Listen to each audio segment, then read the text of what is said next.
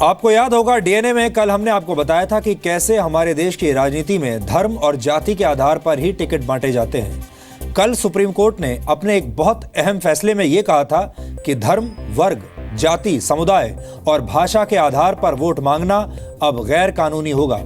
कल जब हम इस खबर का विश्लेषण कर रहे थे तो मैंने आपसे एक बात कही थी कि हमारे देश में हमेशा धर्म और जाति के आधार पर ही वोट मांगे जाते हैं और इसकी शुरुआत टिकट बांटने से ही हो जाती है। हमारे देश में राजनीतिक पार्टियां उम्मीदवारों की योग्यता देखकर टिकट नहीं बांटती, बल्कि उम्मीदवार के क्षेत्र के जातीय समीकरण को देखकर टिकट बांटे जाते हैं। जाति देखकर, धर्म देखकर टिकट बांटे जाते हैं। आज हमारी इस बात को बहुजन समाज पार्टी ने साबित कर दिया है।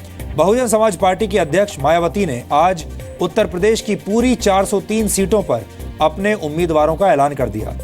अब आप ये सुनिए कि कैसे मायावती खुद बता रही हैं कि उन्होंने किस जाति के कितने लोगों को टिकट दिया है, यानी अपनी पूरी लिस्ट का वो जाति और धर्म के आधार पर एक ब्रेकअप लोगों के सामने रख रही हैं। और ठीक इसी बात पर सुप्रीम कोर्ट ने आपत्ति की थी। कल ही आपत्ति सुप्रीम कोर्ट ने की थी और आज ही यानी सुप्रीम कोर्ट के इस जजमेंट के अगले ही दिन मायावती ने उसकी धज्जियां भी उड़ा दी।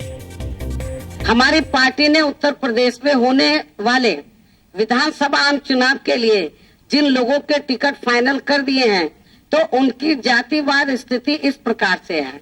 अर्थात उत्तर प्रदेश में कुल 403 विधानसभा की सीटें हैं, जिनमें से 85 सीटें 85 जिनमें से 85 सीटें अकेले अनुसूचित जाति के लिए ही रिजर्व हैं। लेकिन इनको 2 और सामान्य सीटों पर भी टिकट देकर इस प्रकार से हमने 87 टिकट अकेले दलित वर्ग के लोगों को ही दिए हैं। मुस्लिम समाज के लोगों को हमारी पार्टी ने इस चुनाव में 97 टिकट दिए हैं। 97 यानी कि 3 कम 100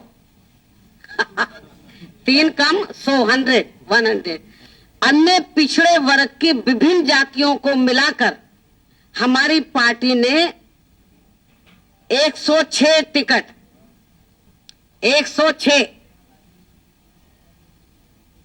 अन्य पिछड़े वर्ग की विभिन्न जातियों को मिलाकर अकेले ही पिछड़े वर्ग को हमारी पार्टी ने 106 टिकट दिए हैं। ओबीसी वर्गों के लोगों को 106 टिकट हमने दिया है। इसी प्रकार अपर कास्ट समाज की भी विभिन्न जातियों को भी मिलाकर हमारी पार्टी ने इनको 113 टिकट दिए 113 टिकट दिए हैं, जिसमें से अकेले ही ब्राह्मण समाज को 66 टिकट 66 जिसमें से अकेले ही ब्राह्मण समाज को 66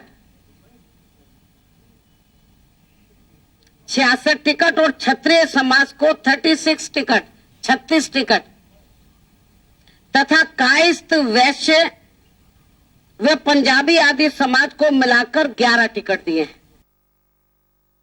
और साथ ही मुस्लिम बहुल्य क्षेत्रों में तो अकेले मुस्लिम व दलितों का वोट मिलने से ही वहां बीएसपी के उम्मीदवार चुनाव जरूर जीत जाएंगे, बशर्ते यदि मुस्लिम समाज के लोग उन सीटों पर अपना वोट सपा के इन दोनों खेमों को व कांग्रेस पार्टी को भी देकर बांटे ना। तो आपने सुन लिया। हमने कल भी आपको बताया था कि हमारे देश में जाति और धर्म पर आधारित राजनीति को खत्म करना इतना आसान नहीं है, इसकी जड़ें बहुत गहरी हैं और आज मायावती ने यह बात साबित कर दी। लेकिन यहां पर सिर्फ मायावती को दोष देना ठीक नहीं होगा। मायावती अकेली नहीं है, बल्कि हमारे पूरे की पूरी राजनीति का यही चरित्र है। हमारे देश में ज्यादातर राजनीतिक पार्टियां, ज्यादातर नेता ऐसा ही करते हैं। जाति और धर्म की राजनीति को त्यागने की इच्छा शक्ति अभी भारतीय राजनीति में नहीं आई है। हमारे देश में अलग अलग जाति और धर्म के लोगों को इंसान नहीं बल्कि वोट बैंक समझा जाता है और ये स्थिति जल्द से जल्द खत्म होनी चाहिए।